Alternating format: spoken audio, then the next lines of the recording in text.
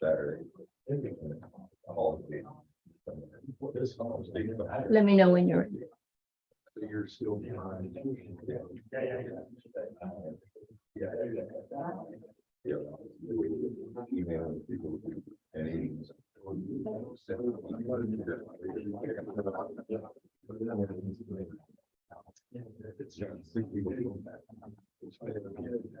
Okay, Call this meeting of the Ocean Highland Port Authority together for April 12th, 2023 at 6 p.m. Almost 6 p.m. We please stand for the invocation and the pledge. Heavenly Father, Lord, we thank you for the many blessings that we have to live in this great country that we have. And just grateful and thankful for that. We pray for our leaders that you would give them wisdom. We ask too that you would meet with us tonight and give us the wisdom and discernment we need to carry on business for Nassau County. Again, we're grateful for all that you do for us. We ask that you watch over our military and first responders, and we ask all this in Jesus' name. Amen. Amen. Join me in blood allegiance to the flag of our country. I pledge allegiance to the flag of the United States of America and to the republic for which it stands, one nation under God, indivisible, with liberty and justice for all.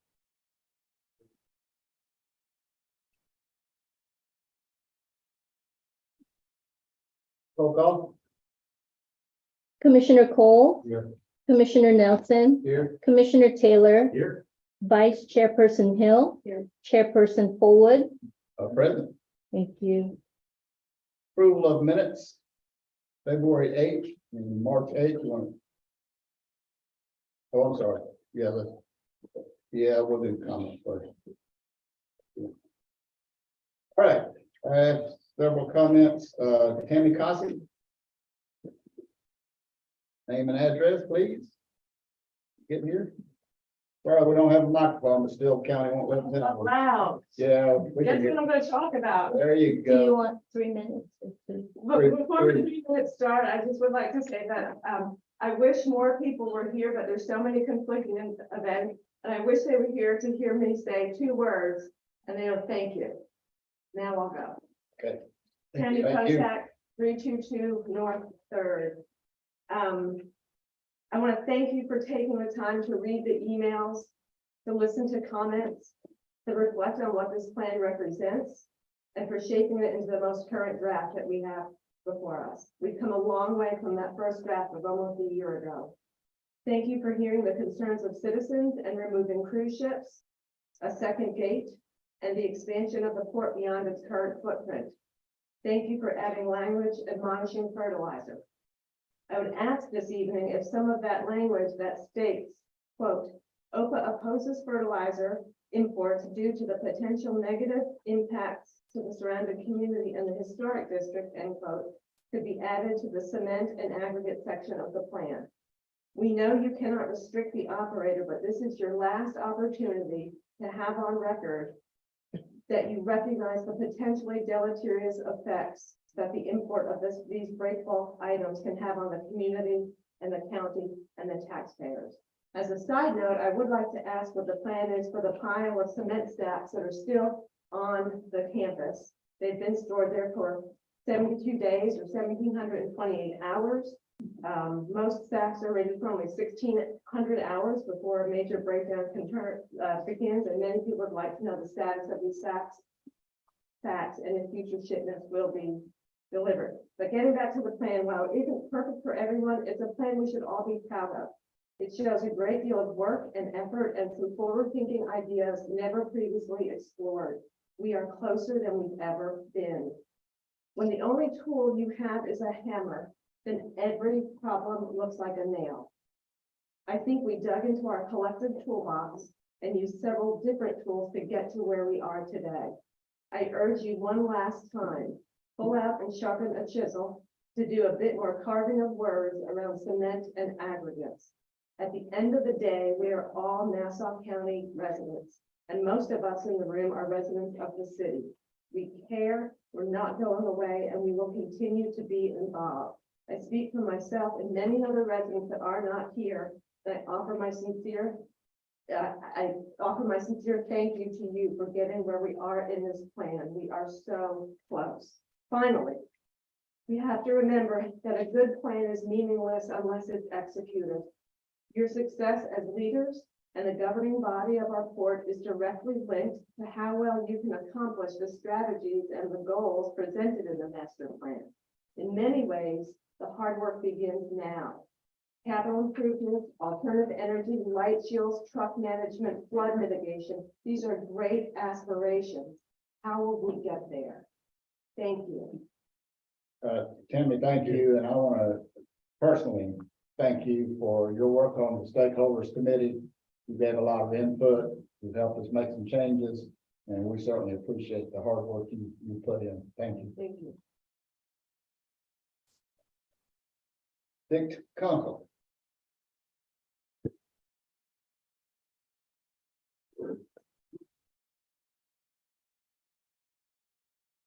Ladies and gentlemen, I'll be very brief.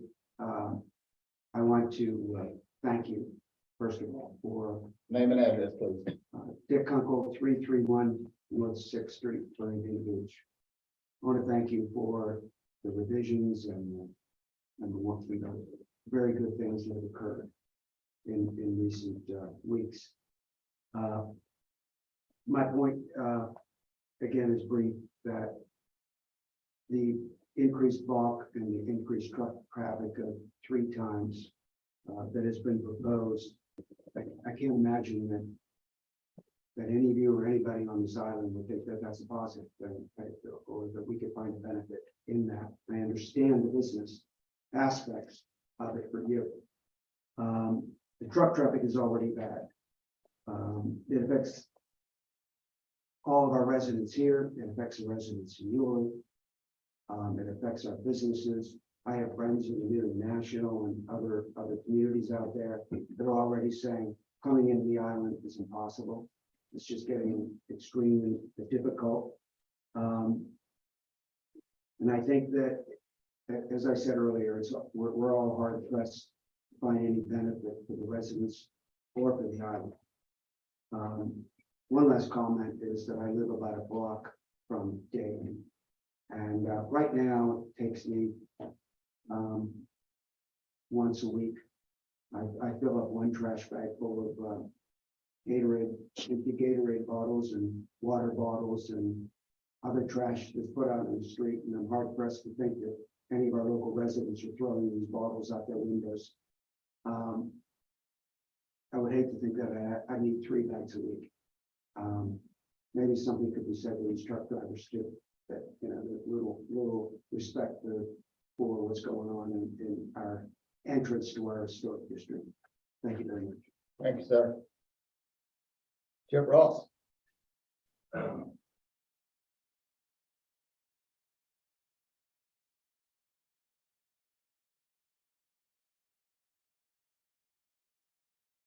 Good evening. Good evening. My name is Chip Ross, 210 North Third Street, Vernon Beach, Florida. Once again, also to thank the OPA for taking out the sections that will not expand the Port of Bernardino's current footprint. The cruise ships, that OPA will not pursue efforts to deepen the channel, and the primary access to the port will remain Dade Street. Thank you for doing that. However, $185,000 later, I have no idea after reading this of what you intend to do for the next 10 years and how you're going to do it. I mean, basically it boils down to 14 aspirational statements that have no direction and no prioritization. And I don't think the taxpayers got $185,000 or whatever it costs value for it. Thank you. Thank you, sir. Gary Clark.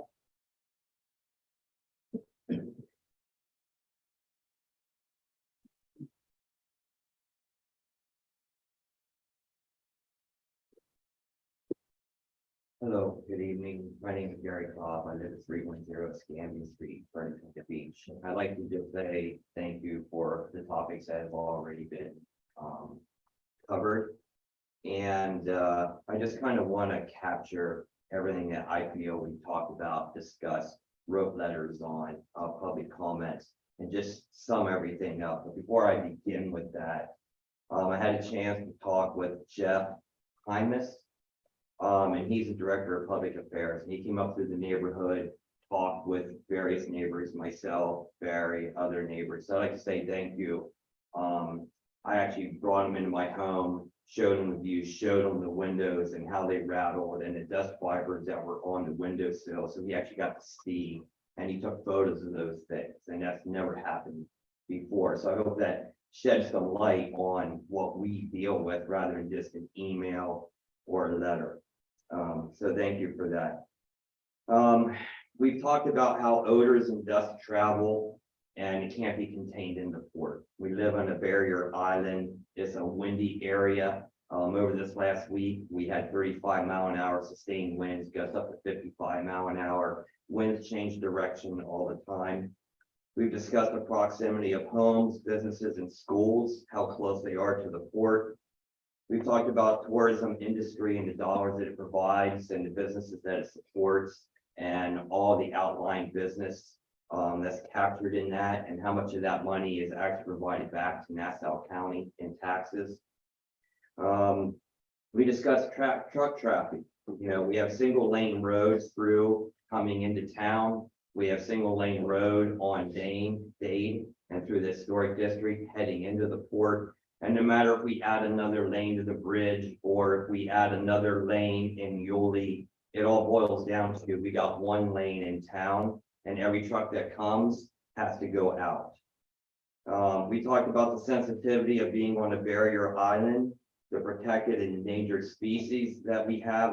It's all captured, the wetlands, the trees, Tiger Island now being protected. It's just a very sensitive area for everything that's here. And we talked about how any negative event is greatly amplified because of how close it is to the port. If a gate doesn't open on time, that's something that's very small. And I'm not pointing fingers, things happen. But when a gate doesn't open on time, trucks back up all the way. And now we got parents with kids trying to get to school, cars trying to go down one lane, you can't see. If there's a fire on a ship, I know that normally that doesn't happen, but because of the size of the port, the wood has to stick right there and get busted up. It's just very challenging, and I'm almost done, please, if you would allow me. So with all those things being said, and all those things that we've captured throughout this process, and I thank all of you for having this process, I just ask that OPA and Savage Industries, that you take this into consideration moving forward when we consider what materials we're going to bring into the port, how much we're going to bring in. That's all I have. Thank you very much for your time and good evening to all of you. Thanks, sir. All right. Move to the approval of minutes. We have 2 sets of minutes. You want to take them together or separate? I'll make a motion to take them together. Motion and Second. motion second to adopt February 8th and February. I thought we were going to discuss changes. I'm sorry. I just had one change. Can we discuss a change? Well, for which one? For the first, for the February 8th on All right. page 8. For February 8th, all right, what do you need to change? On page 8 on the 7th line, I just wanted to change sentiment to benefit.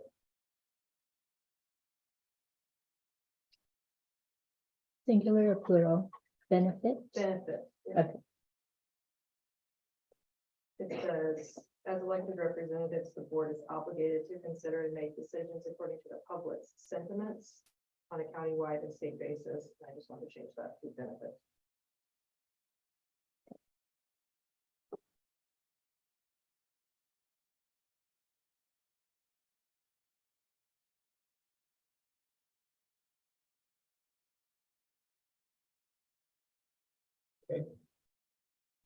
Anything else?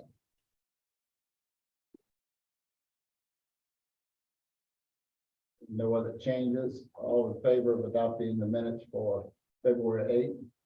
Say aye. Aye. All opposed, no. Those minutes are adopted. March 8th, you all right with that? You have a motion, please.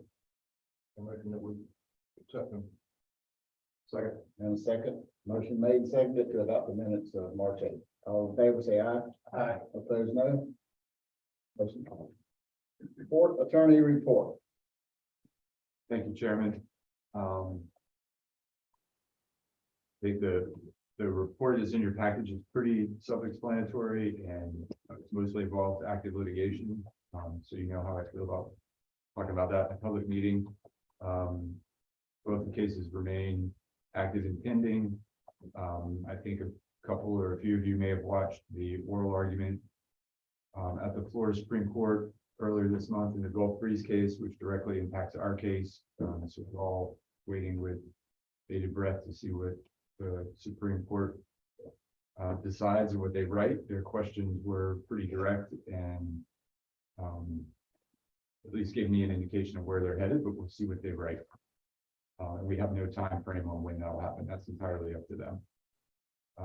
The city of Fernandina Beach case, as you may know, the city had a shade meeting, I think on April 4th.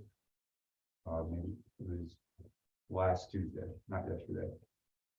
So they, Tammy Bach, the city attorney, has indicated to me that she's ready to discuss settlement. So I've been taking a look at the case. I've talked to a few of you individually about that, and we'll continue to update you. We probably will need to have a shade meeting, I would think, in the next 2 weeks or 4 weeks, depending on how things play out. Sorry.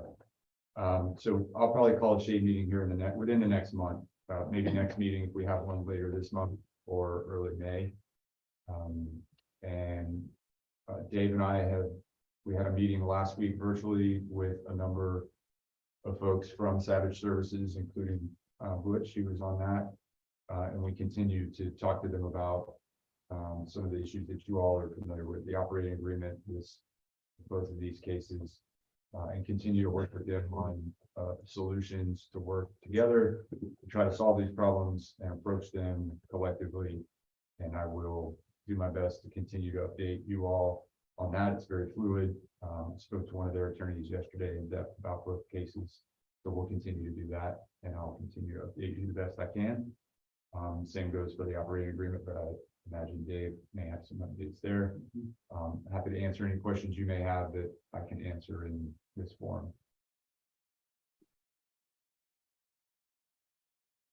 How was the case you were talking about? I zoomed into that, and I feel very good about our chances after watching that. So that's all I'd like to say about that, but it was very interesting. Okay, anyone else? All right, Pierre, financial report. So you have the treasurer's report in your package. So the miscellaneous income we received this month was the court administration fees that are being charged. So that's a remittance from the operator for exactly sure what period that is. But I'll do that next time. So that's all the revenue, and obviously on the expense side, nothing special going on. We have one bill. I think it's being approved tonight, $17,000 to finalize the auditor's payment.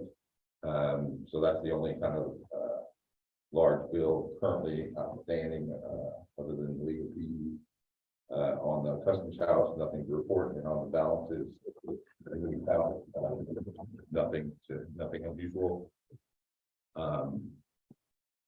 We just submitted today our quarterly reimbursement for February, March, and April, ARPA fund reimbursement for the wages. So that's going in today. So that's our normal quarterly. Each quarter we're submitting the wages for reimbursement. And then the final, not the final, because there's probably at least one more bill to come. But the master plan reimbursement grant will be submitted shortly, and that money will be used as earmarked to pay the final invoices for our estates to finalize the master plan invoices. So I'm pretty sure that's everything going on. I'll just remind everyone that in the next month or two, we'll be starting the budget for next year. So we'll be starting those discussions in May. To have something for us to look at, but. For the budget? Yeah. To start the discussions, absolutely. I have a question. Uh, The unpaid legal fees and the salaries board attorney, mhm. is that read together to be $230,000 for 1 year period? Correct.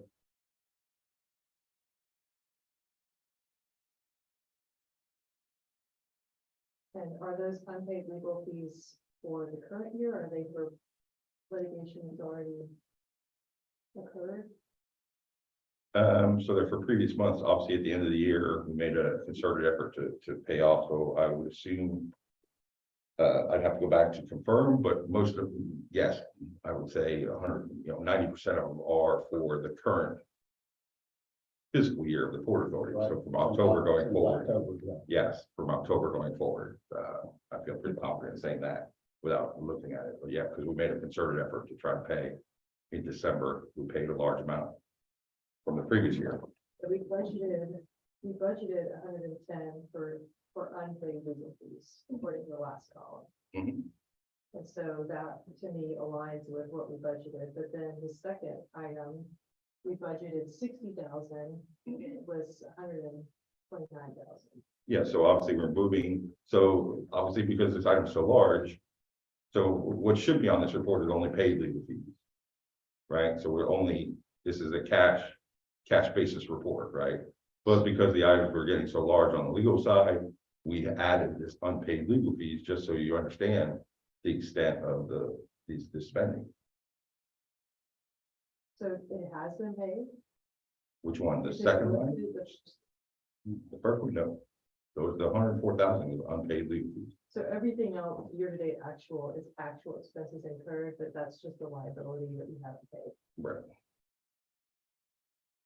That we haven't had the cash flow to pay yet. But that is court cases. Any other questions for Pierre? All right, we'll go to the Port Executive Director, David. So, my written report is in your package, and Rosanna's got it on the screen. I'm happy to answer any questions you might have about any of those activities. It's been a pretty busy month. Would rather save my time for discussion on the Port Master Plan, but if you have any questions regarding any of the activities, happy to answer them now or later if they come to mind. People individually on any of the issues that we're working on. Anything you want to tell us about the Port Ports Council? Well, I did attend the Ports Council meeting in Tallahassee last month. It was a good meeting. It was tied in with the legislative session, so updates on legislative bills that might be affecting Florida ports. There was really nothing of any substance that we should be concerned about. There was a bill that was introduced by a South Florida representative dealing with dredging activities, but she really didn't understand the impact it was having on ports, and that really wasn't what she was attempting to address. So a number of the South Florida ports who were in her district spent some time with her, educated on the effect of her bill, and that it was subsequently modified, amended, so it won't have any effect on us. The budget contains essentially everything that the state has provided for our ports in the past. There was a bit of discussion about increased funding for Florida ports. We're continuing to work with DOT on that issue, and we're expecting next year there to be a more robust ask and hopefully a responsible legislature to increase the amount of funding for Florida ports.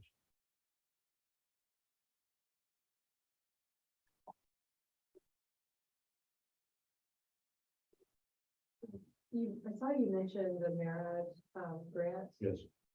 Is the expectation that we would be able to, continue to utilize the tug? And the reason I ask is that we have a few mentions of N95 in the master plan. Yes. And I think if there are issues with that, then So there are ongoing conversations with Marriott. I spoke with one of the representatives yesterday. In fact, yeah, this was yesterday.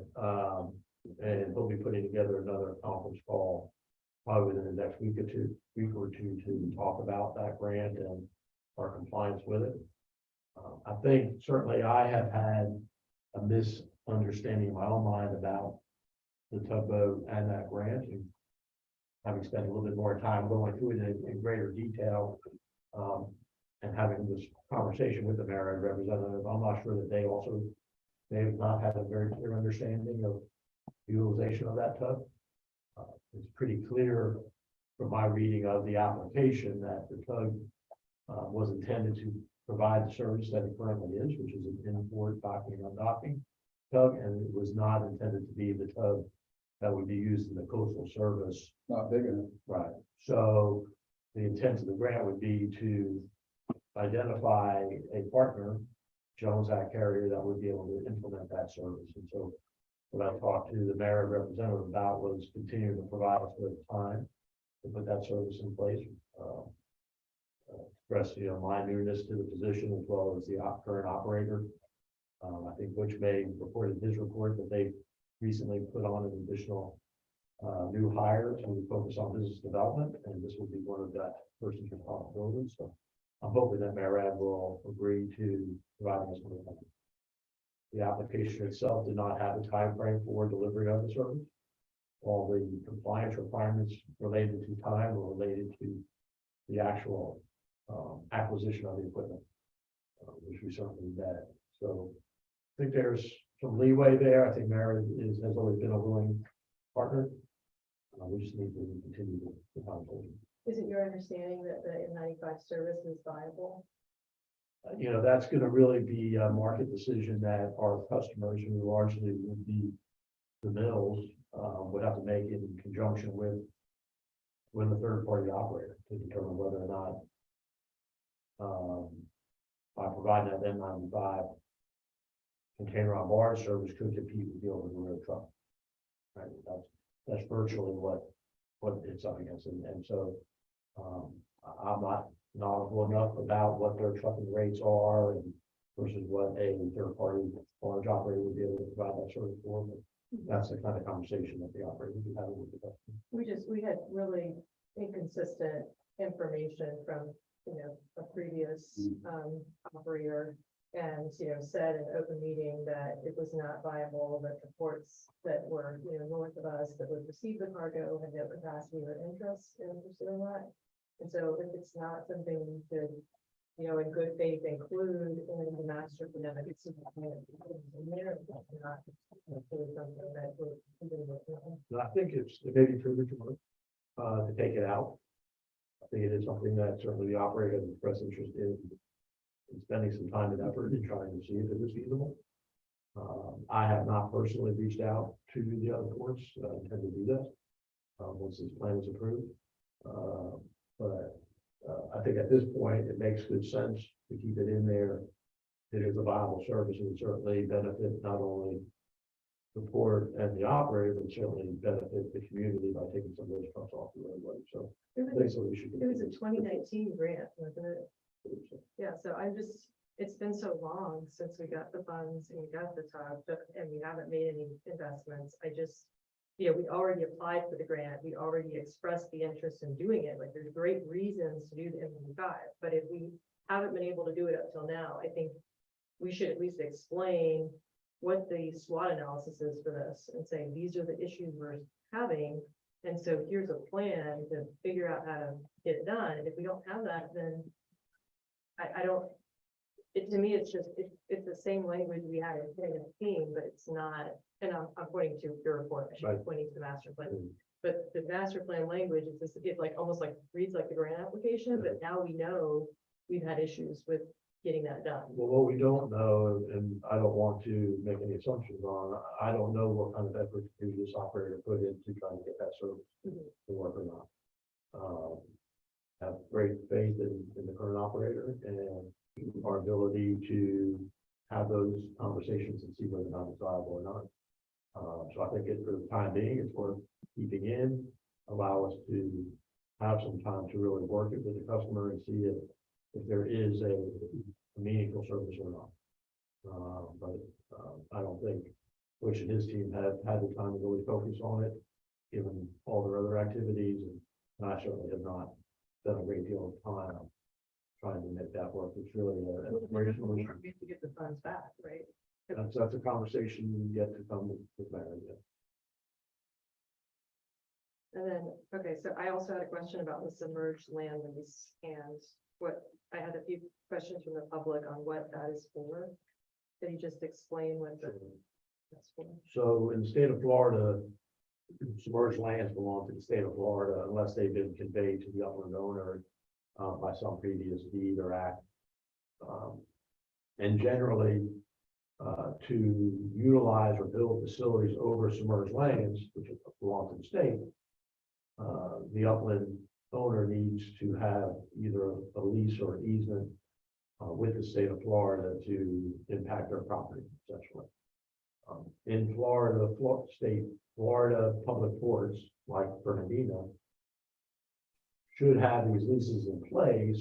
There, in our case, because we're a public entity, it's a no fee lease, so it doesn't cost us anything to have it. It's more of a legal document that says that we've got the right to utilize it. What it also does is it allows us, because we lease that submerged land, we can preclude others from using it other than ourselves. So if for some reason some vessel wanted to tie up to our dock or berth in front of our dock, we would have the legal right to say you can't be there because we control that submerged land. Right. For whatever reason, the best of my understanding, best ability to find out so far, Port of Fernandina's never had such a lease agreement. And I don't know the history behind why or how or when from a timing perspective. Perhaps, there was some grandfathering, I don't know. So just to kind of put all of our house in proper order, we're working on putting in place the submerged land lease with the state. We have an environmental consultant that's been working with the previous operator, and current operators agreed to continue to work with them on putting that in place. The lease ultimately goes through DEP, Department of Environmental Protection, as the administrator, but it gets approved by the governor and cabinet sitting as the board of trustees. And so at some point in this process, I'll probably have to make a trip to Tallahassee, or a consultant will, just to present it on our behalf, but it should be pretty rudimentary. And again, at no cost. They're typically 5 or 10 year leases that are renewed. Once you put the initial lease in place, it's really just a paperwork filing at that point to renew. But are there any like projects that are associated with those impacts? You want to talk brief, I'm sorry, you can, you get, talk about briefly office space, where Yeah, we're sure, absolutely. So as many of you know, we've been utilizing the tax collector's office as our office space for I don't know how many years. They are in the process of renovating that space and need it for themselves. So they initially told us we needed to be out. I believe the additional factor was out February. Yeah. We were able to extend them until the end of April. We've been working with the city on potentially leasing some space in the tech center. That is currently occupied by an existing tenant. They've got some reshuffling that they're doing there. We thought that space would be available for us in early April, so we'd be able to make that move. In recent conversations with the city, it now appears like it's probably going to be early May before they're ready to make those moves. I reached back out to the tax collector, explained the situation. They said not a problem, or our project is moving along, but not at the pace we expected either. So we have no problem staying here till the end of the day. So hopefully between now and our next meeting, we'll have a clearer picture on where we are with the pet center and have at least a draft of a lease agreement that we can present to you for your consideration. I think we'll find that it is very cost effective, for us to be there. And it will be, great benefit, and be better space than we have. currently. Anything else for David? All right, let's move on. Board operator report. Sir? Good.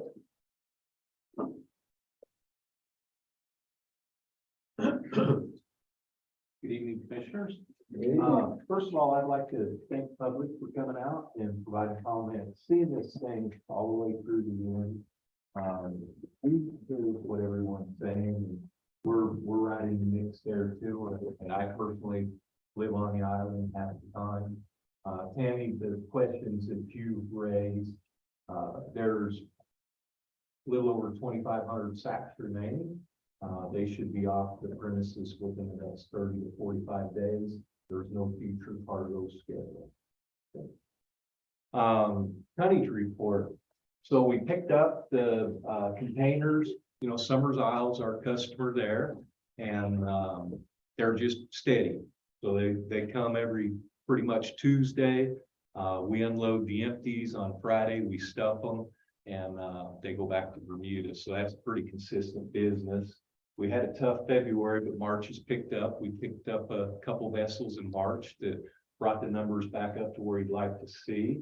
And we've also got a good April on board right now. We heard from a customer today, a paper customer, that they're going to relocate 40,000 ton of cargo that's going into the Northeast to Fernandina. They're one of our better customers, and they're great to get along with. So we was excited to hear that news. As Dave shared, we did add a position on April 1st, commercial developer. This gentleman comes to us with 17 years experience of a very large terminaling company. They had 14, he was a commercial gentleman for 14 different terminals within that organization, and comes with a Rolodex full of customers and new set of eyes to put on what we got going on out there. His focus will be solely for Fernandina and our operation up in North Carolina. But I would say a fair split would say he'll spend 75 to 80% of his time focused on Fernandina and about 20-25% up at CMT. We'd like to meet him. Yeah, we'll get him here on the one of the next meetings going on. I'm letting him run around town tonight, kind of see what Fernandina Beach has to offer.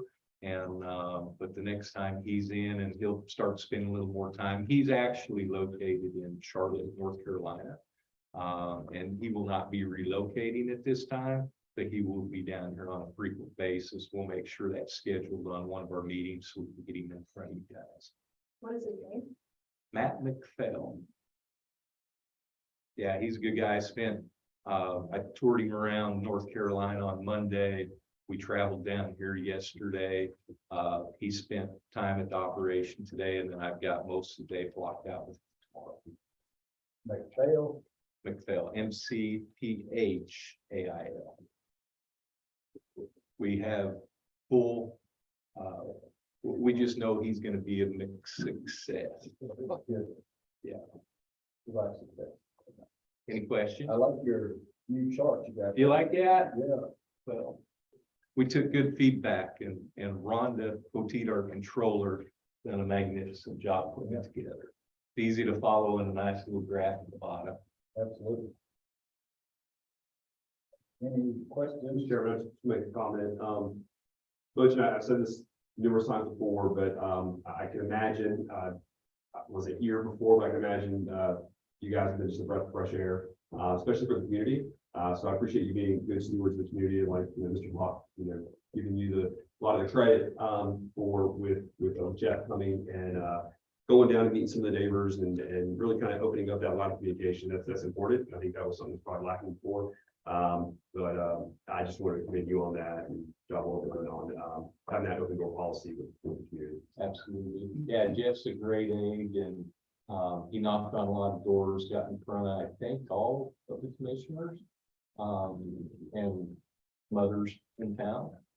It's great to have him on board, and we'll continue with our efforts with the community to see what we can do more to help positive impact of the community, whether it's charitable events. Our team, I apologize that we missed a little bit on some trash here. It sounds like our team comes by on a weekly basis and hits State Street. So I'll reiterate, if we see it, we need to pick it up. So don't want to get the free trash bags. So yeah, we got some good things rolling. I just had a couple of questions about the variances from this report versus what we saw last year. And it looked like for the last at least 3 months, we didn't have any, plywood shipments. I was just curious what your thoughts were about like overall volume and near-term prospects and what's driving some of the, off numbers, just what we're seeing. Yeah, so plywood, there was a time, and Ray knows this very well, there were ships just floating out there on the water looking for a place to land.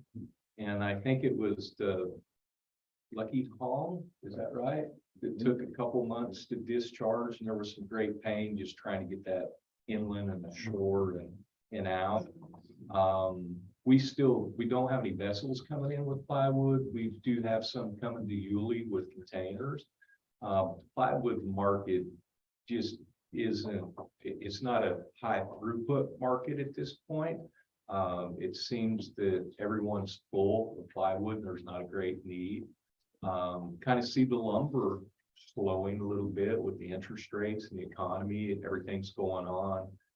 We currently see within the housing market, there's more stuff going on, and some of those prices are starting to drop instead of rise. So, we don't want to go all in on lumber either, because that's a commodity that ebbs and flows. But the paper, that's a different story. We've seen what happened whenever there's a shortage of paper during COVID. So that's a great commodity to be in. So that it was good today and refreshing to hear that customer is going to bring another 40,000 ton in. It's easily handled. It's plastic sealed, zero impact, and good product for Bernardino.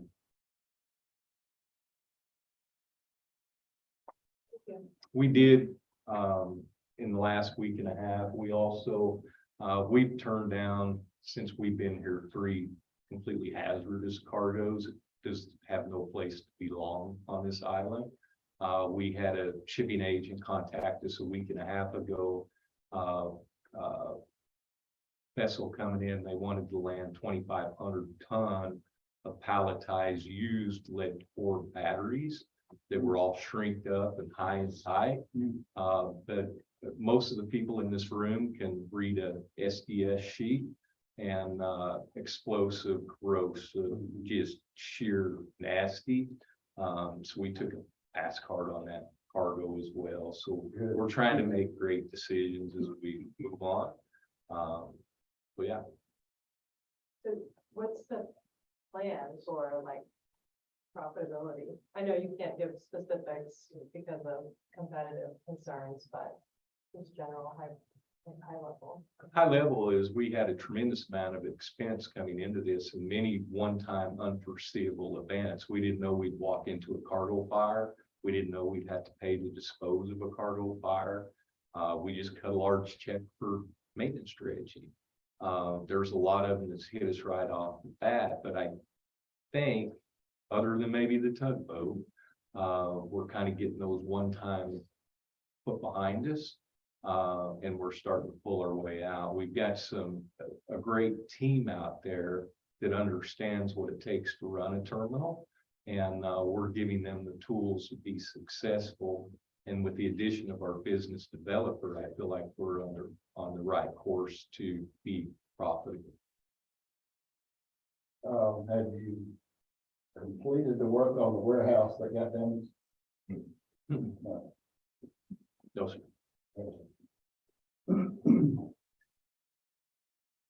Butch, there's been a lot of talk about.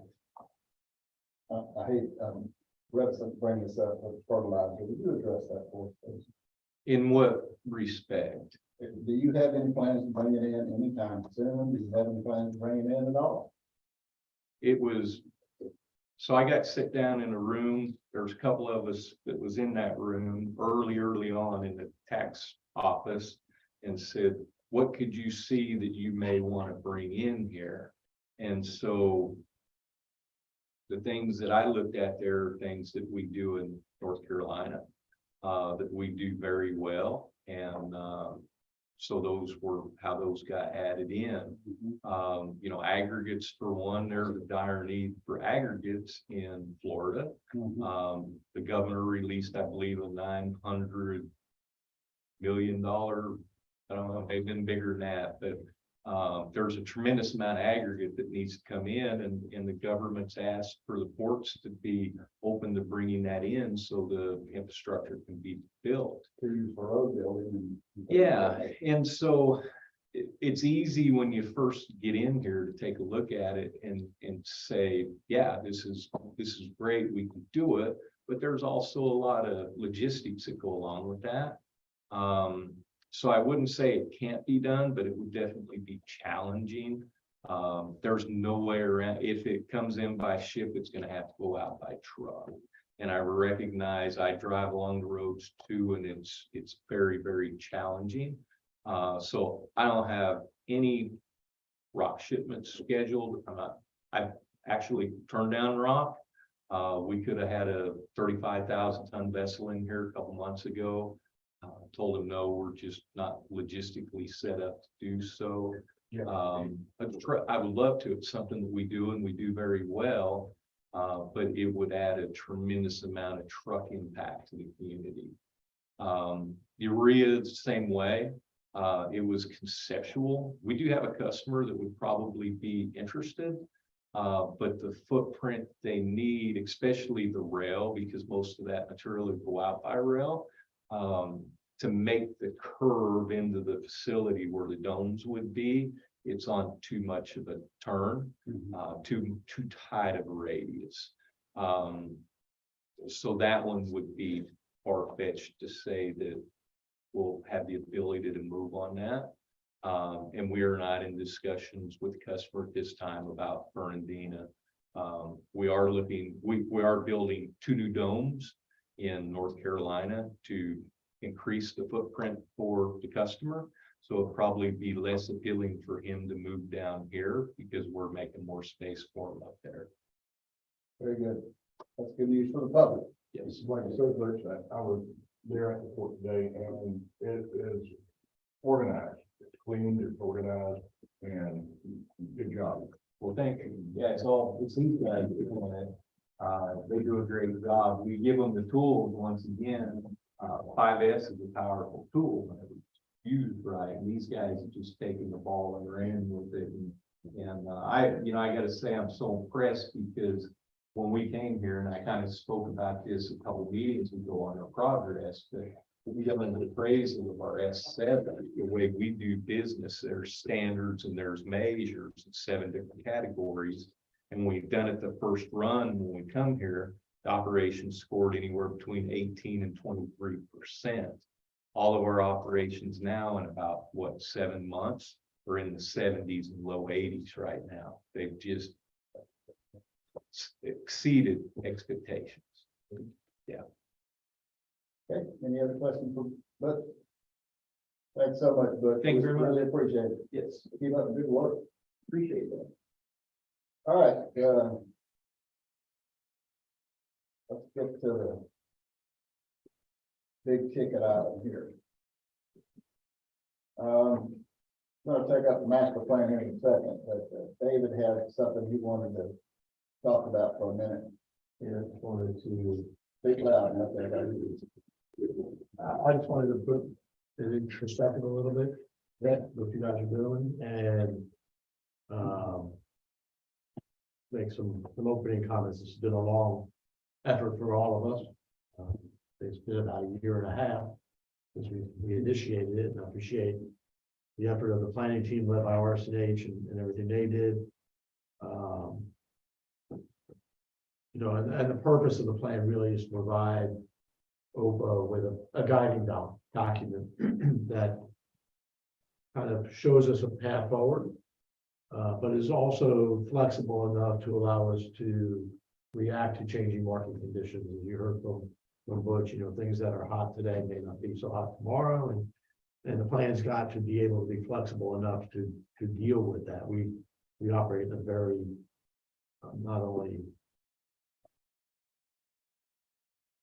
competitive environment, but one that changes and that requires a lot. It's a heavy capital investment that it takes, and so we need that flexibility, and the plan provides that. I'll tell you that this planning effort, for all the planning efforts that I've ever been involved in, involved more public involvement and public discourse than anything I've ever been associated with. And I think as a result, this commission in particular has been very responsive to many of the public's concerns. And we heard this evening, you know, some of those reactions. And again, I want to express our thanks to Tammy and the rest of the stakeholders committee for helping us to focus our efforts a little more. I think we've demonstrated, both OPA and this operator in particular have demonstrated our willingness and our commitment to being good public partners with both the neighborhood, the community at large, and our industry partners. I think we need to remember that our overall mission is to improve the economic conditions in Nassau County, the state, and in the country, in part by developing and operating the Port of Fernandina and the public port facilities.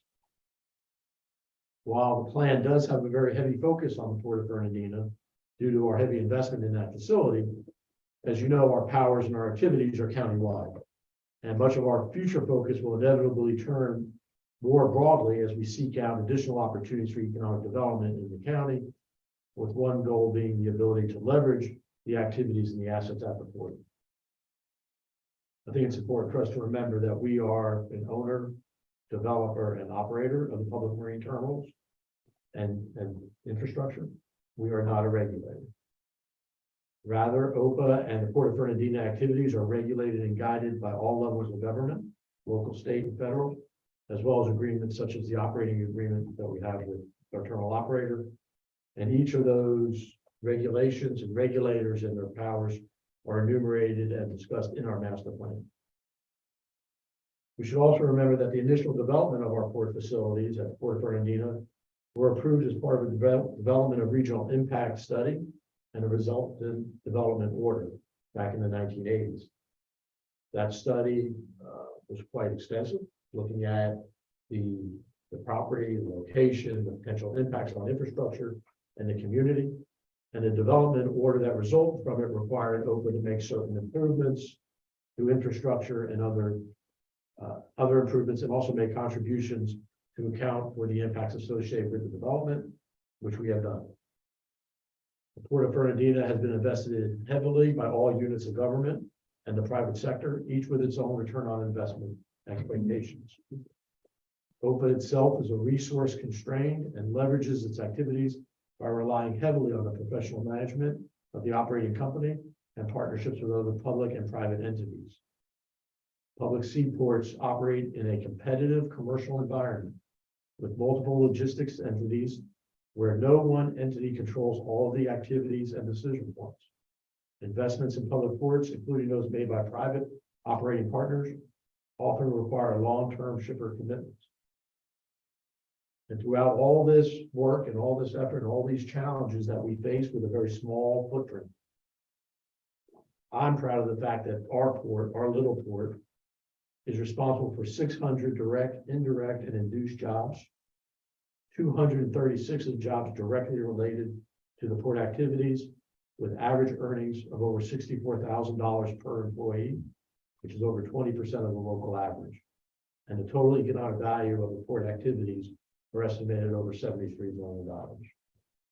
So I hope as we go through what will be hopefully our final review of the plan and adoption, that you keep some of that in mind.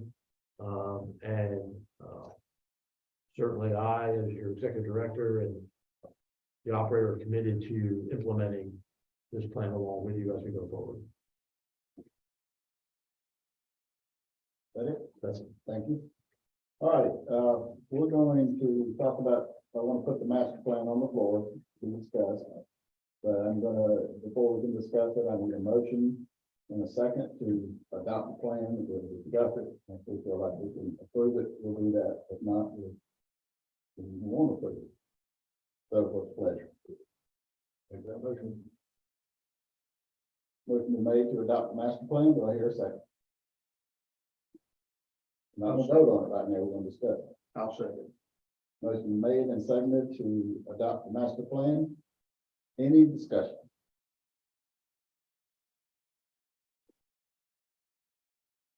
Mr. Chairman, I'd like to just make one statement that we said we are going to discuss any issues with the master plan being the key word. This is not a contract. This is a plan, our intention moving forward.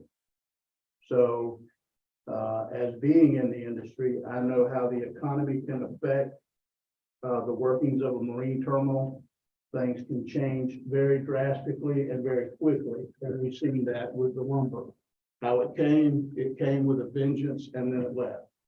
So I would just like everybody to remember, this is a plan.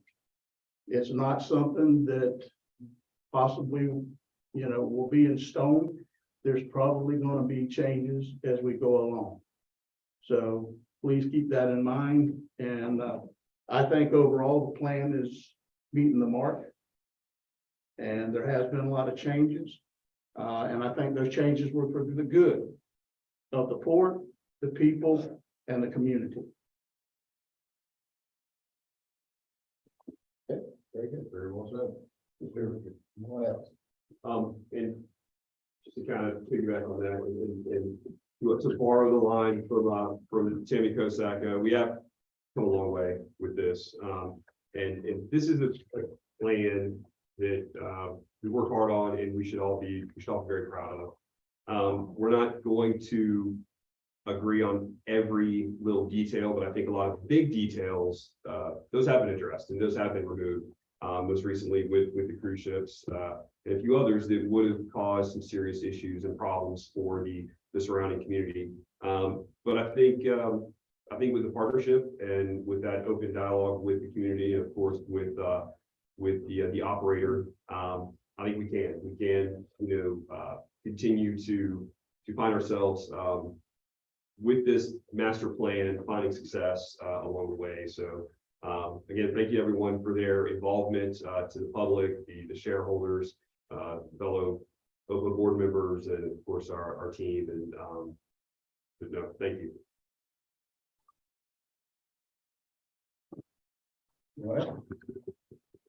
Yep, so I just wanted to echo the positive remarks and also thank Justin Cole for being so receptive to so many different types of feedback from so many different directions and being able to, incorporate that into the plan.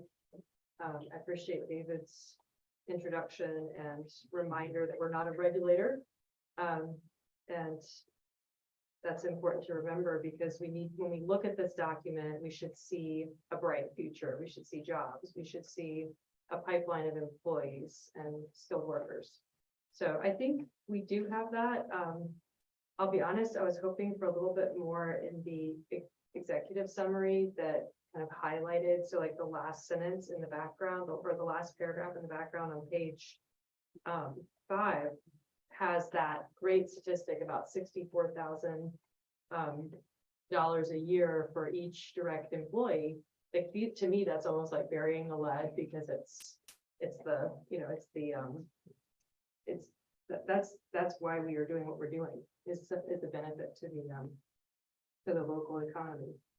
So that, I mean, my criticisms are really just that I wanted to see a bit more substance in the executive summary, not just like listing out where to find things, but more the conclusion from section 2 is that this is the best, or these 3 things are the current best ideas going forward for this category.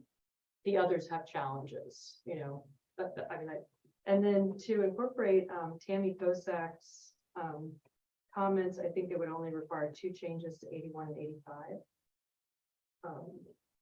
Where we would just include aggregates as being, an area of concern for OPA, and that the operator doesn't currently have plans to pursue that, which is consistent with what he said today. It's not a prohibition, but it is reflective of our process and what we've learned in this process, and what Butch has said he's learned in this process. So I think it's worth including, not as like a punitive thing later or limitation, but just to be reflective of what we, have learned in this process. So those would be my only changes. What else?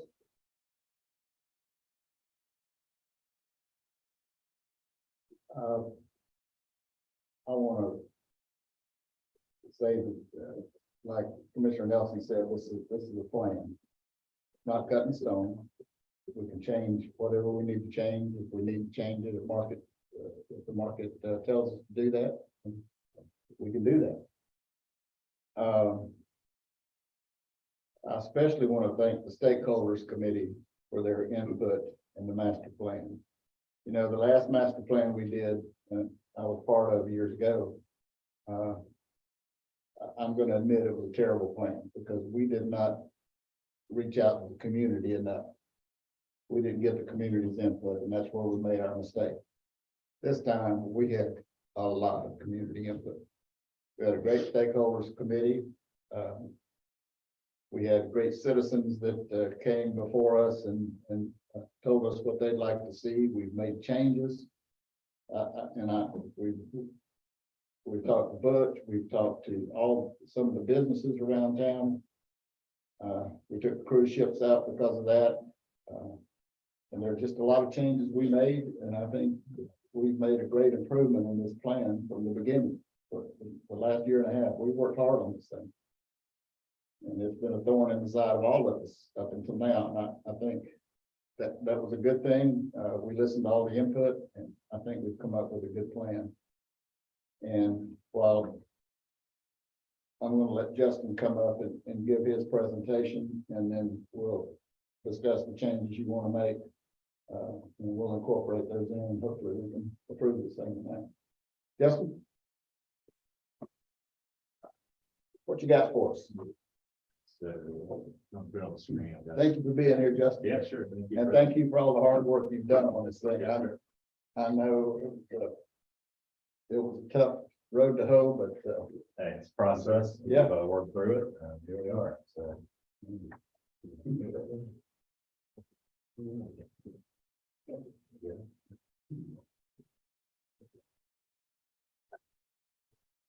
and these are all the updates from last meeting that we talked about, Yes, sir. the change, okay? The Word document at the top. Yes. All right, guys, gotcha. All right, so,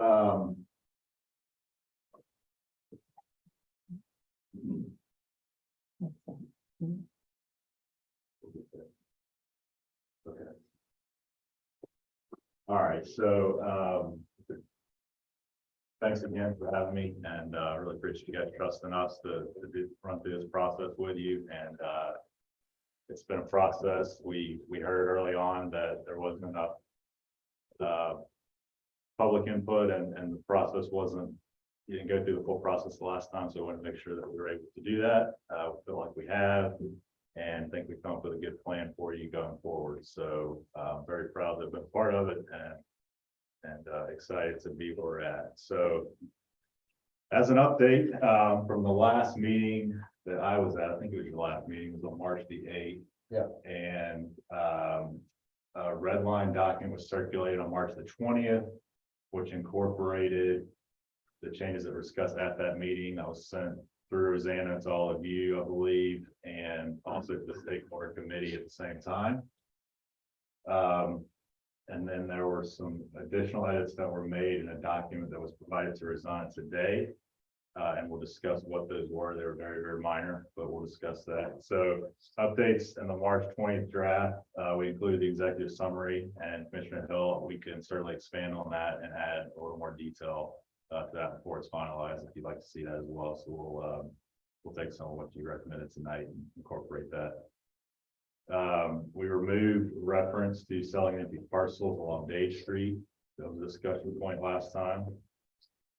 We removed we removed all mention of the small cruise business. We've already discussed that one. We removed the recommendation to change the mission statement, so we will just continue forward with the existing mission statement you guys have in place. We added a focus on the retention of existing customers, service enhancements, and optimization of existing resources and relationships. So basically improving what you have within the footprint that you have, and not necessarily looking at expansion outside of improving the service that you provide in that respect. We emphasize safety and efficiency over increased volumes. We added the Transportation Infrastructure Partners acquisition of Worldwide Terminals Fernandina. So that was clearly, that process is explained in the plan. We completed the section 4 of public engagement by adding the results of the second public open house that we hosted in January. We updated figure 5 with the correct historical district boundary that Tammy brought to our attention. So thank you, Tammy, for that. That's been updated with the correct boundary. We added the discussion of shore power and potentially the pros and cons of that, and what, you know, if that's an option for you going forward. We added recommendation, it was brought to us by the stakeholder committee, to green the perimeter of the port facility to help reduce noise and air pollution and to help beautify the surrounding neighborhood. We added OPA's opposition to the fertilizer due to impacts on the surrounding neighborhood and historic district. And we recognized the port's contribution to local street traffic and recommended several solutions to help mitigate that impact. Recognize considerations for bicycles and pedestrians in the areas surrounding the port, and made recommendations to help improve the safety of those individuals.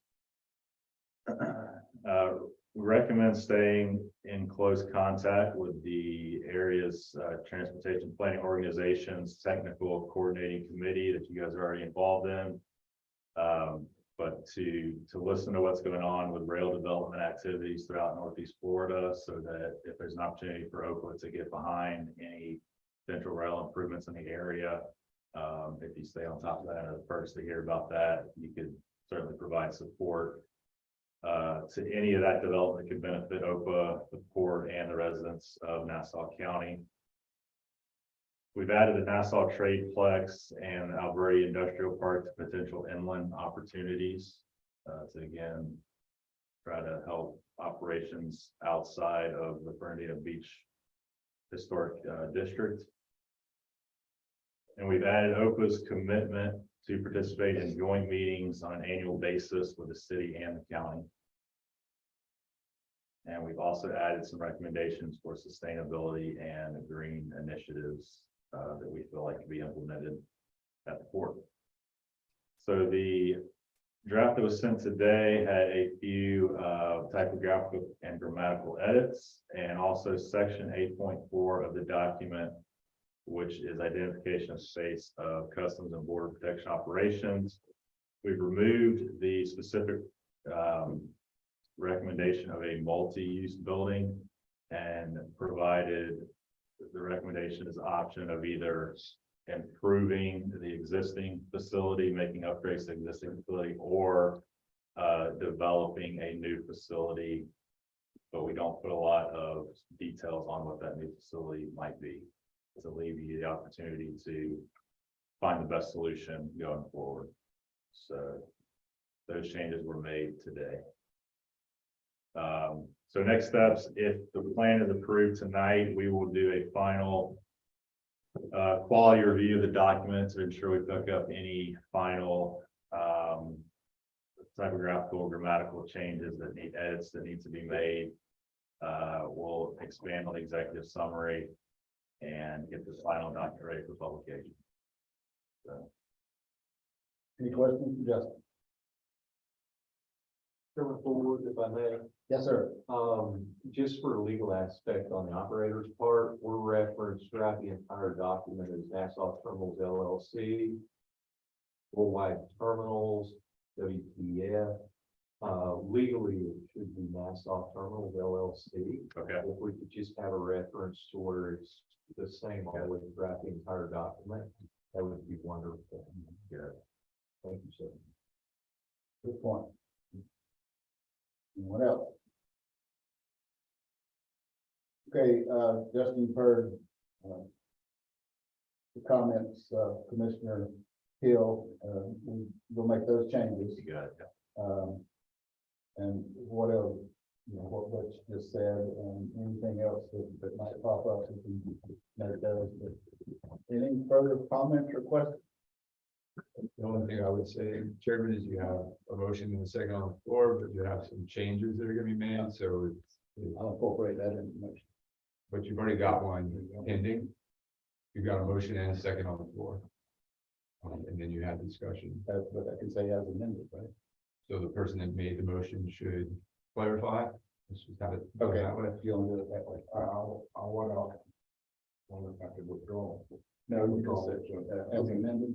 Yeah, you just clarify your intention is to move the master plan forward as amendments discussed at this meeting. Okay, that's what he said. Make a motion that we move forward with the master plan with the changes that we've made at this meeting. All right.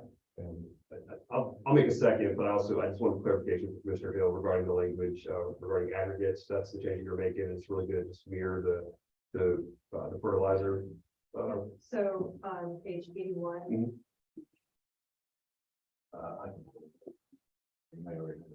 Yeah.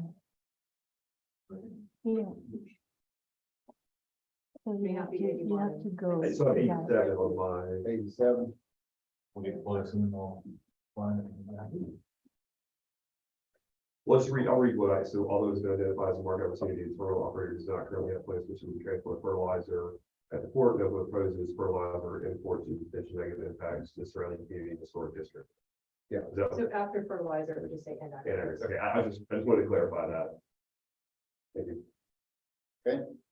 Got those changes, Justin? Yeah, I'd like to just make sure I'm clear on exactly what's in here. I know because what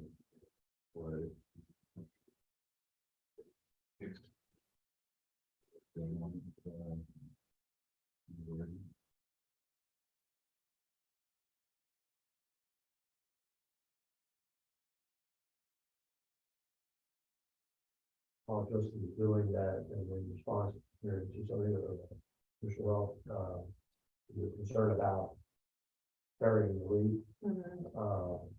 One of the conversations I had with Jeff with Savage Group is developing a communications program now to really more regularly put forward the good news about what we're doing, right? And part of that will be telling us what that economic impact is worth.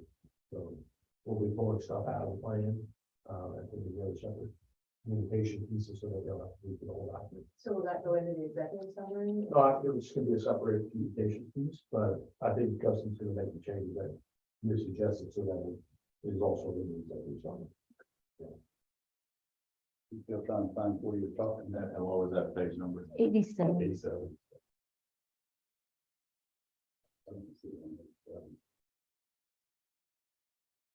I think it's right before figure 21, if that helps.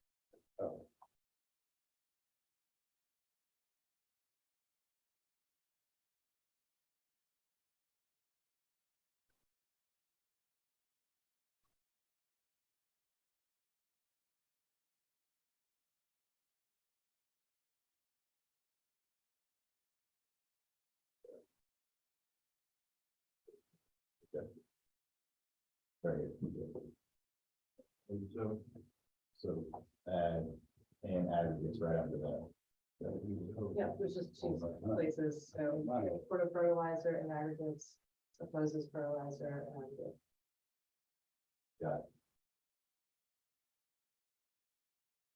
Any other comment? And that same paragraph appears on page 7,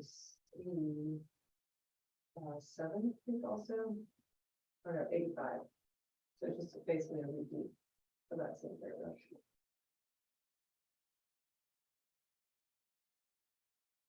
It's under the heading potential dry bulk cargo. Okay. Thank you.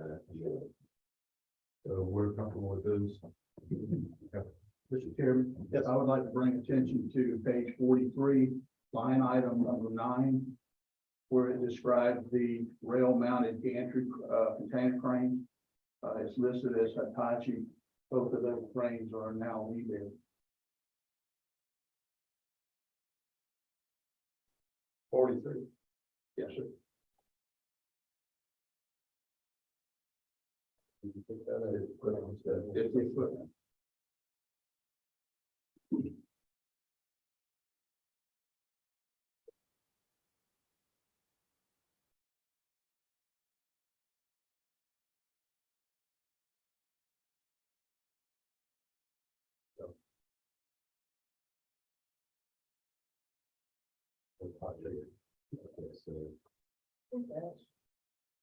So are there 3 Weavers now?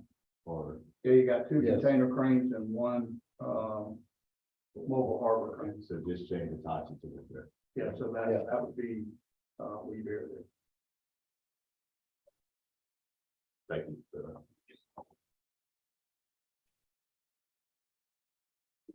Any other comment? Changes? All right. Very good. I'm looking there. Hearing none, there's a motion on the floor to adopt the master plan with the changes we talked about tonight. All in favor, say aye. Aye. All opposed, no. Done. Thank you, Lord. Thank you, Jack. Thank you. Thank you, crowd. All right. Very good. Thank you. Thank you. Where we are here. Okay. Any new business? I don't see any on the agenda. None. None? Anything we need to talk about, Rosanna? No, okay, never mind. All right, let's go into committee reports. Thank you, everybody, for coming. Appreciate it. Port Security, Commissioner Nelson. Port Security, I talked to the GM out there this morning, Mr. Clark. We did have a site supervisor change out. That has been put into place, and as of this morning, all was going well. So as it stands today, there are no security issues at the port. Following up with that, I'll go into the customs house. I did have a conversation with Steve Parrott, who is the CBP port director, concerning the IT upgrades. He says that CBP has put it out twice for a bid with no response. They're going to put it out for the 3rd time, beginning next week. If there's no response at that point, then their management will take that under consideration and seek a different direction. I understand that the new Cat 5 line has been positioned at the CBP office. And while they were there, they went ahead and ran it inside so that when the equipment and the technicians are appointed, it's all set for a quick change out. But we'll have to wait and see what their bidding process is for next week. With that being said, moving into the facility maintenance and equipment maintenance. We've talked about a little bit tonight about the tugboat. There is an issue with the tugboat on the documentation, and if you recall at the last meeting, this information was handed out. If you noticed on the COI, which is the certificate of inspection, the owner is showing different than Ocean Highway Port Authority. So I'm working with the captain and with Kyle, we're gonna try to get this changed so that it'll mirror the certificate of documentation, which already shows Ocean Highway and Port Authority being the owner of the tugboat. With that being said, there is an inspection issue. And we are under a critical deadline, August 31st. If this tugboat does not go through a haul out inspection, the tugboat will be taken out of service until such time it is inspected. Now, How often, excuse me, how often do they have to have a haul? that is a 5-year inspection. Didn't we just have one? No, sir. The work that we had done at the Palatka shipyard did not include that. And as we're getting into this, there are certain processes that you have to go through with the Coast Guard in order to have this inspection done. And if you violate that process, it's null and void. So there's no wiggle room in that. That inspection is a 5-year inspection with the subchapter stipulation that you have to do it every 2.5 years. So they break that 5 years up into 2. And so you have to do one within that. Being that the tugboat was in the dry dock having the work done and that inspection was not done, we have until August 31st, based on what the Coast Guard has given us to get that done. There's going to be a substantial cost. So we're trying to figure out now where, when, and how much. So that's being worked. I was on the phone today trying to get some facts and figures on it. It's just slow coming because we have to make contact with an engineer at one of these shipyards that can walk us through it on this is what has to happen to get that tugboat in there. But I reiterate, we are under a very, very tight time limit to get this tug in there and get it done. How long does it take to do that? That I can't answer because I'm walking through the process. This all came about when we were looking at the COI and the COD. This came to the surface. And if you look at the paperwork that I passed out, if you look at the vessel inspection requirements, it talks about it right here. That's what they actually zeroed in on. Okay. But as of right now, the tug can be used. But if we don't get this inspection done, I met with the captain this morning along with Mr. Clark. And we understand the time limit and we're working to try to make it happen. But that's where we stand with the tug. Any questions on that? I'll try to do my best to answer it. But like I say, all of this is spinning pretty quick. Any idea what the cost? I've heard anything from 75,000 to 100, but I don't even want to repeat those too much until I hear from the engineer that can actually walk us through it. I know we have to take it to their facility, whoever it may be. They have to lift the tug out of the water. They have to bead blast, pressure wash, whatever they're going to do to clean the hull. Even after we just had it painted, they have to look at the hull and determine whether the hull is losing thickness, if there's any weakness in it. So there's a lot of gears and stuff that turn the wheel on this.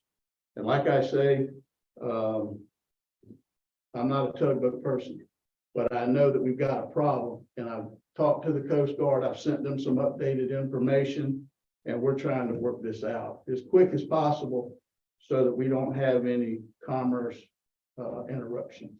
Rosanna, would you look in the files and pull the last inspection or the last maintenance we had done on the tug so we can look and see what they did? I'll help you out that you don't have to do that because I gained access to those today. Okay. Like I said, I'm trying to spin this as quick as possible. Everything that I looked at, I went over it with the captain. There's nothing to indicate in that verbiage that this inspection was done. Number one, it went to the dry dock and U.S. Coast Guard was not notified that the intention was to do the 2.5-year inspection. So with that, we violated the process. Well, that was on the previous operator, So with that being said, I'll keep the board. which is not a surprise.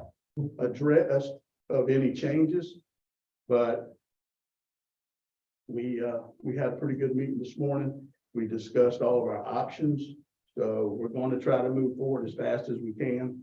I'll be back on the phone tomorrow with hopefully North Florida Shipping, the shipyard, and VAE to see if we can do something close. A suggestion was made about Brunswick, but we don't know if Brunswick has the shipyard that can handle it. I don't know of one, so. Here, do we get any fees for the tug? Okay.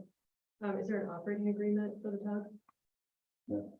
No, okay. And so historically, the tug has been treated as falling under our operating agreement, is that correct? It's considered, so when we acquired the truck, he said that it was now just like the crane. Which the maintenance, does that fall to OPA? The maintenance costs? The first $15,000 is the responsibility of the operator. And then everything else is over. So for the warehouses, we're gonna be paying for the warehouse repairs that are almost $1 million. So the contract says that the responsibility of OPA, the first $15,000 is the operator's responsibility. Right. Obviously, just like when we acquired the cranes, if OPA does not have the funds and the operator still wants to use that equipment and this has to be done, they have to put up the funds. So just like when we bought $5 million worth of cranes, we did not have $2.5 million to put up. We have $80,000 in the maintenance account that the operator contributes $5,000 to that a month to the maintenance account. Those are the funds we have available. So that's a decision. If the operator doesn't want the tug anymore, doesn't want to spend the money. Obviously, we have $80,000 available. If we can't do it for that, then we don't have the funds. Okay. Those I'm looking at, it, send me a copy. I'm sure I have one at home somewhere, but I want to make sure A copy of. that last does maintenance. Okay. Okay. Well, keep working. You want to hear the rest of it? I mean, that's pretty much it on the tug, but we still have issues with some of the. Take you off the agenda. I mean, you know, that's my cup of tea there. The Liebherr container crane number 10, all operations seem to be going as planned. As I've mentioned in past briefings on this, there was a problem with the elevator and the crew did take it out of service. I understand on the 27th of this month, there is a technician scheduled to come in and replace the braking assembly on it that actually stops. You know, we had some problems with it slipping and sliding down. So they will be in to install the entire brake assembly on it. They will do the testing and the certification all at the same time. So whenever they leave and everything passes and it's a green light, then they'll certify the elevator to be used. Crane number 9 is still having some hoisting issues. They have pretty much zeroed in on a software problem. The technician has had a scheduling problem getting in there. So it was discussed today that hopefully in the next couple of weeks, there will be a technician on site to try to finish that one out. The OPA owned trucks, the yard trucks, truck 619 through 624. 619 requires a DEF. That's the pollution control chemical that there's a filter on that has been ordered. They're waiting on it to get in. Truck 620, 21, 22, and 23 has no issues. 624, we're back to a bad sensor. The truck is temporarily out of service until that sensor will be located and installed. As we were talking about warehouses, and you see the picture on the wall there, Warehouse number 3, this is not storm related, so we can take that off the table. Has heavy corrosion in those patches that you see there in the highlighted outlines. Each one of those patches there, the black marks and the gray are severe corrosion. The screws and those area paneling are going to require some pretty quick attention. It's got pretty thin up there. I was advised that it hasn't started leaking yet, but they're monitoring that situation. So they've actually been up there doing some temporary patching. And the way it was described to me, they're actually patching patches. So you see it there. That's pretty much straight up on that. The warehouse 1 and 3 and the rail dock roofing that was damaged and destroyed in the storm. They only have one hard estimate on that. So they're still reaching out to others. A scope of the work was put together and sent to Mr. Clark. So I'm sure that we'll see some action on that. If the scope was going to be sent to OPA to be sent out for a formal bid, is what I was advised. So There was discussion about doing that if we were gonna be able to utilize grant funds to help pay for it. But because the way the grant was written, it only applied to new warehouses and not existing warehouses, so we're not able to use those funds, so. There was no need for over the, you know, the money to take it to over to be involved. If we were gonna use grant funds, it would have been probably. I mean, this is warehouse number 3. And Butch, you correct me if I'm wrong, but warehouse number 3 is one of the big impact warehouses that we store the wood pulp in. So we need to discuss this and look closely into this and come up with a solution to where we can get these roof panels replaced and get them permanently fixed so that we don't have any cargo issues. So. Any questions? I'll try to do my best to answer.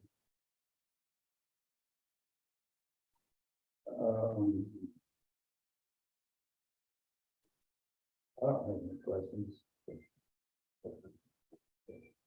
So we're supposed to have a rolling 5-year capital improvement plan for the operator, for capital investments. And how often are we going to need to discuss what is expected to be needed, or I mean, how do we handle these matters in the ordinary course? So we're working with Butch and developing that. I think we included it in the Port Master Plan, the current 5-year plan. My intent would be each year as we develop that capital improvement plan to be presented as part of our budget presentation. So that we have an operating budget and then a capital budget.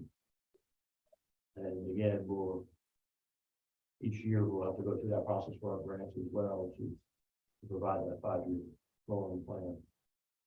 But we don't get reports, I mean, other than what Commissioner Nelson has begun doing.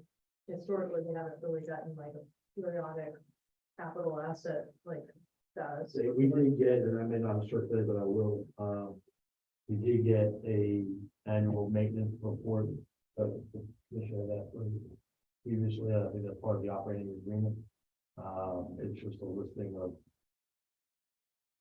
detailed oil changes and things like that, so I didn't think it was necessary to provide copies to you. I'm happy to, if you want to review that document. Not me.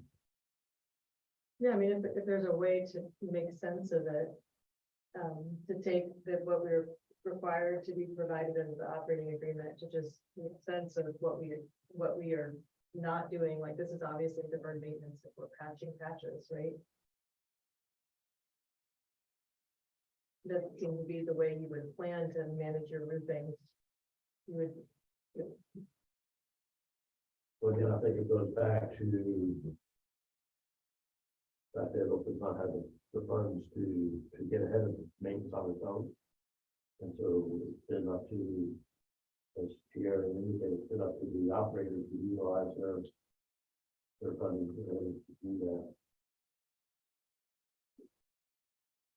And you've already said any grant money is off the tables because Currently, the way the grants have been written, so that's one of the things that we're trying to fix this go around. Right. Is to make not only new warehouse or new covered storage eligible, but rehabilitation of existing structures as well. And that would apply not only to our warehouses, but all of our infrastructure. Which warehouse is this? that's number 3.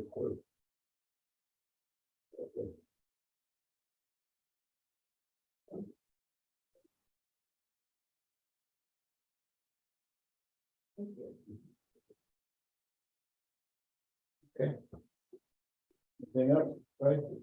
That's everything that I have. Good.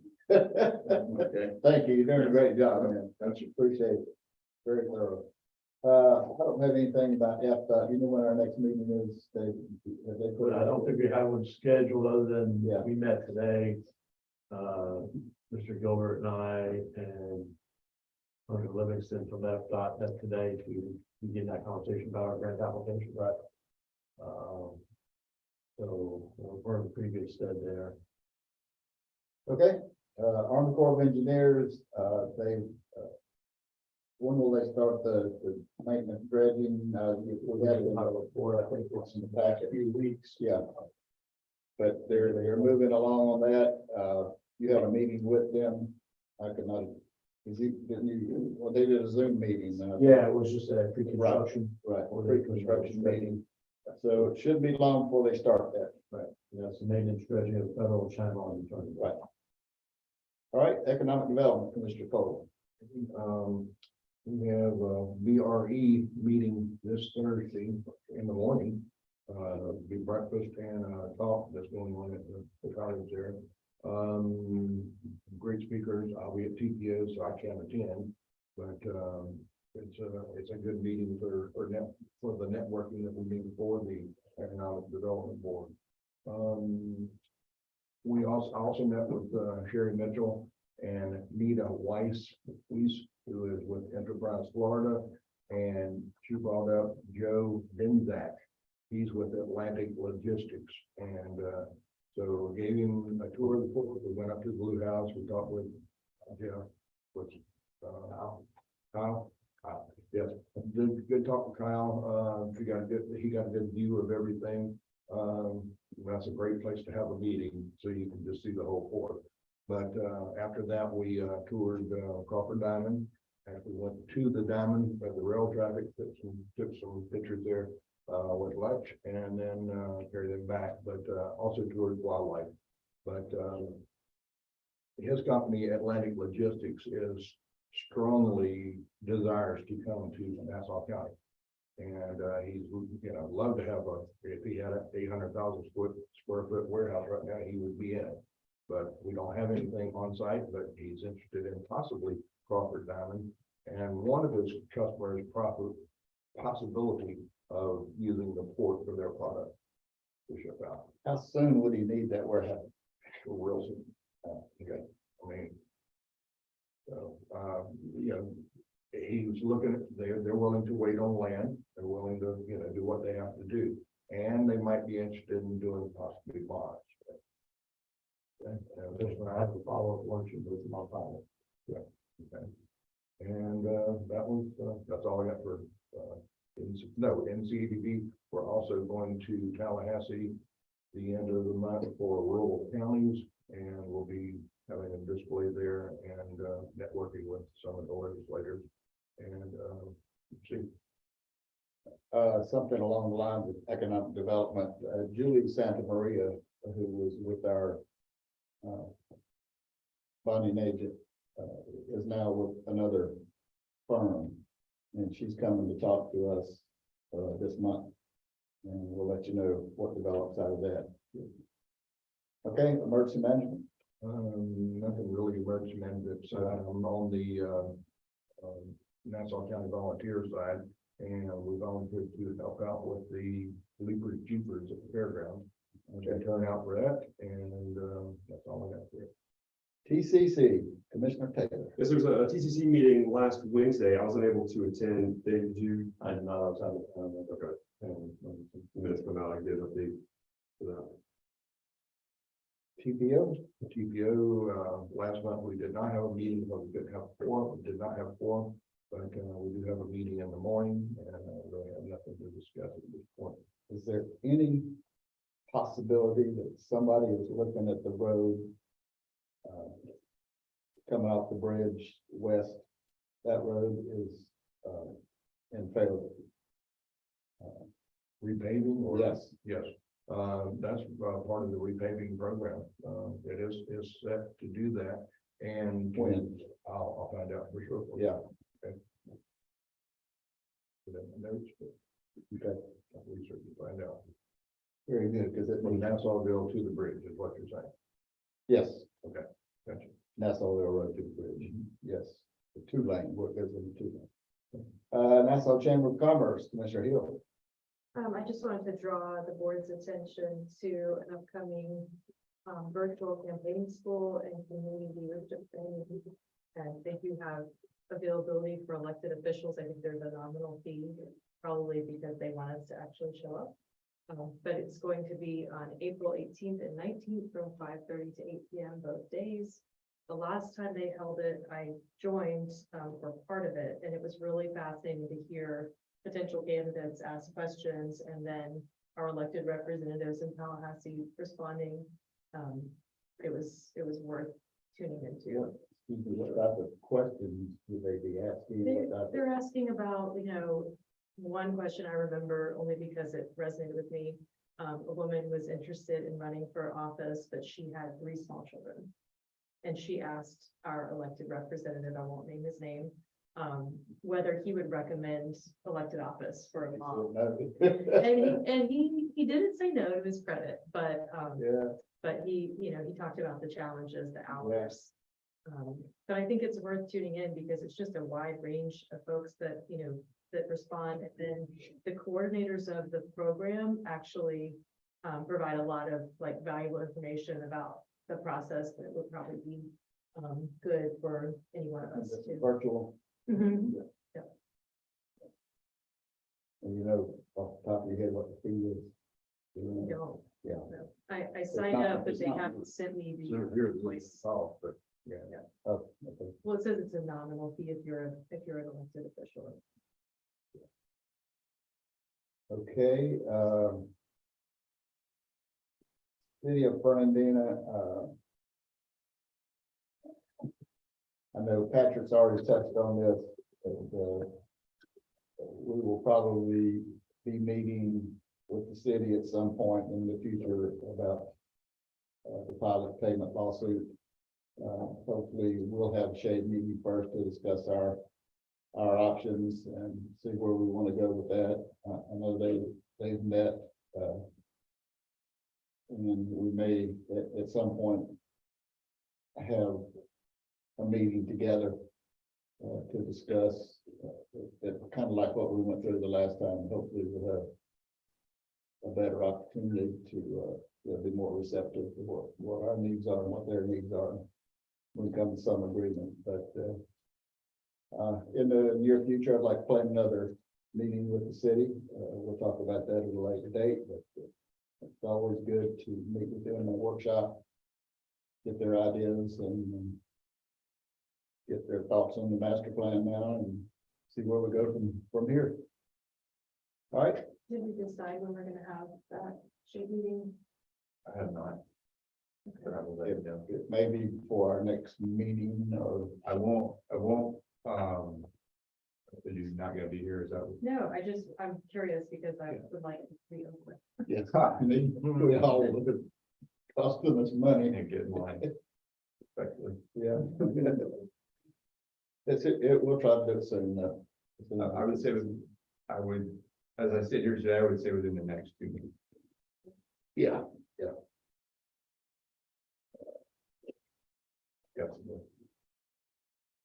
I think. Well, while we're on the subject, do we need a meeting on the 26th?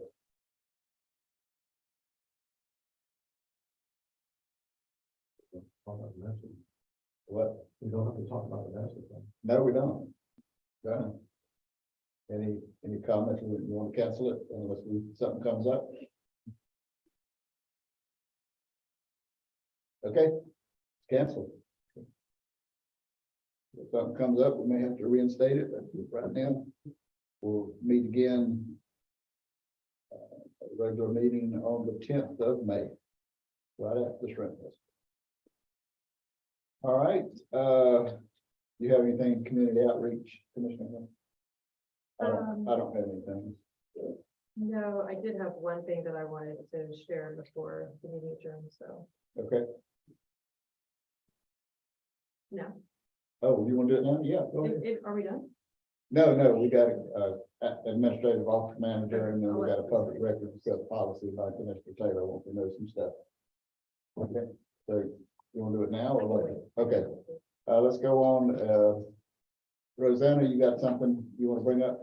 You have my report in the meeting packet, and if there are no questions, I'd like to, I have 3 updates for the board. First one, thank you to Mr. Gilbert for the new camera. He bought us a new camera. And number 2, Mr. Kaufman found a free procurement platform for bids. And it's on the board there. It's free, so anytime we have a project and we need to put it out for a bid, I will put it on there, on that platform, and it will reach a lot of companies, and maybe we'll get more than one. That's for government, local government. Yeah, Mhm. okay. Very good. And then the last update is, well, I need full board directions. Can the OPA officers sign documents like FDOT invoices, or not just the chairman, No, just the chairman? Okay, and I hear they want you to have a clearer signature on those. yeah, well, the scanner. Yeah. Yeah, okay. Okay, that's it Yes, go ahead. Did you hear back from them? from, I can't remember his name, the guy that I emailed. oh, no, Okay, I'll call him No. tomorrow. thank you. All right, other items to be brought by commissioners, Commissioner Taylor? Yeah, so, mine's actually very simple. As elected officials, we're required to go through 4 hours of ethics and sunshine law, training, which some of us did a few weeks ago. The city attorney, Tammy Bach, conducted a great program.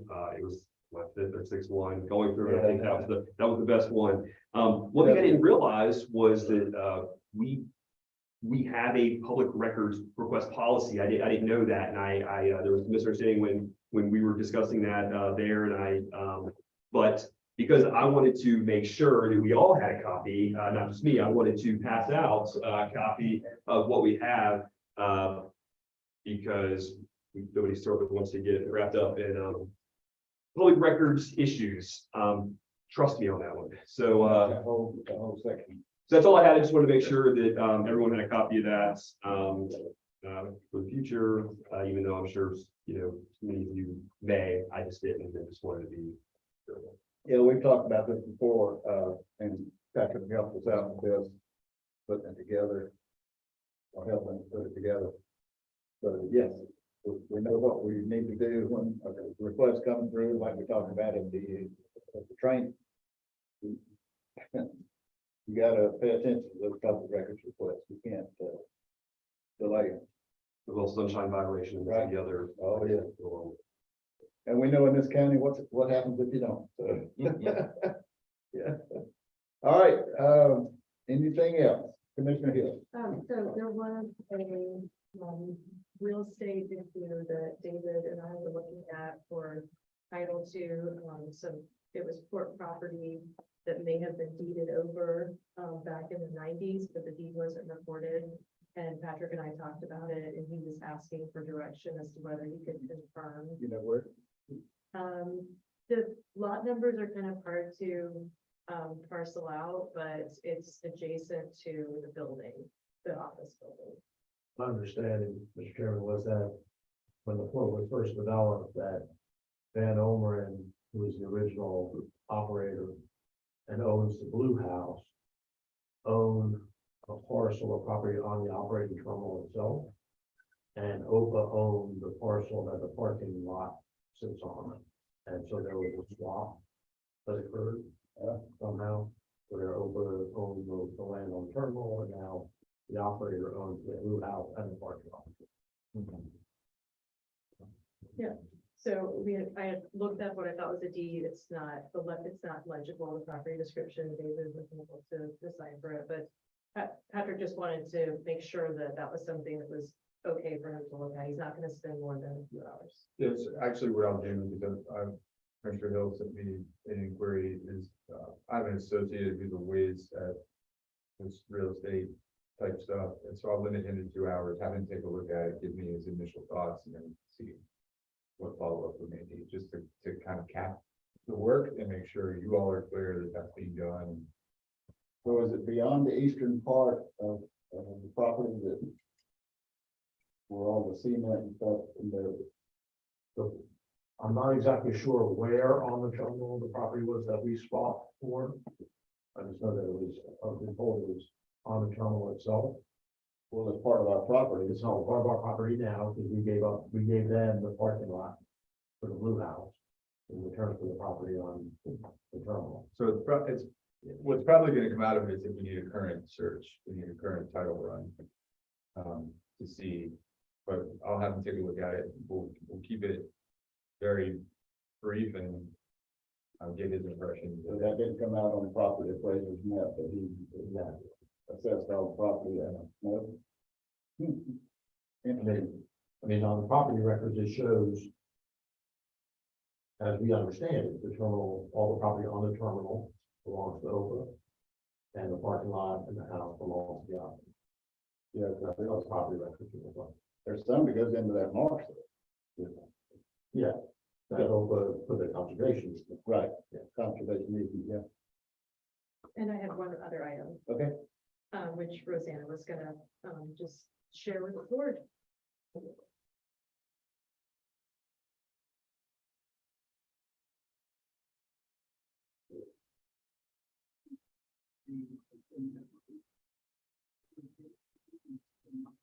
Can you make it like that?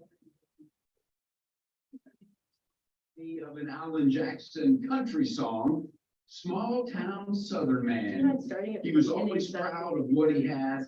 He was raised on the ways of gentle kindness. Mr. D, today I rise to honor the life and memory of Commissioner Dale Dees from my hometown of Fernandina Beach, Florida. Mr. Dees reminds me of an Alan Jackson country song, Small Town Southern Man. He was always proud of what he had, and he was raised on the ways of gentle kindness. Mr. Dees was a lifelong resident of Fernandina Beach. He came from humble beginnings, and yet he was a man of great influence. His sincerity made everyone feel special. As a young man, he enlisted in the United States Army, serving his Uncle Sam. Once he completed his tour of duty, he devoted himself to his family's dry cleaner business and revolutionized dry cleaning in Fernandina Beach by offering a drive-through option. Eventually, he would open the town's first gun shop. He was a self-made businessman, and he understood the value of hard work. His pride and joy was his family. Sharon was his beloved wife of 62 years and was his soulmate. Together, they were blessed with 2 children, Mike and Michelle, son-in-law Sean, 2 grandchildren, and great-grandson Camden. Dale exemplified the meaning of leadership, and he saw public service as a duty. He served 2 terms as commissioner for Fernandina Beach and strived to make a difference in the lives of everyone in the city. Fernandina Beach has lost a pillar of its community. Dale will be dearly missed, and our condolences are with his family. He truly was a small town Southern man. Madam Speaker, I yield back. Dale and his family used to live 2 houses down from where I grew up.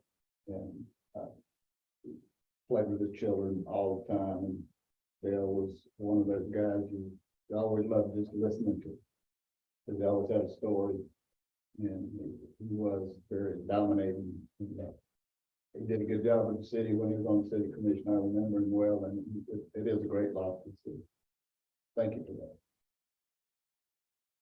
You have a comment? Mr. Chairman, Yes, sir. I'd like to recognize the two gentlemen from Savage Please, Services. yes. These gentlemen show up every meeting. I was out there today. They were on the job doing what they needed to do. And for them to work all day and then come here and participate in this meeting, I think is, it says a lot for them. And their love for the port and that business and operation out there. And I do concur with what Butch said. Those guys that are out there are some of the best people that I've worked with in the waterfront. So you gotta go be with them. And Butch is staying a motor time. Well, guys, thank you for coming. I appreciate it. All right, anything else to be brought before the committee? Hearing none, this meeting is adjourned, 4:08.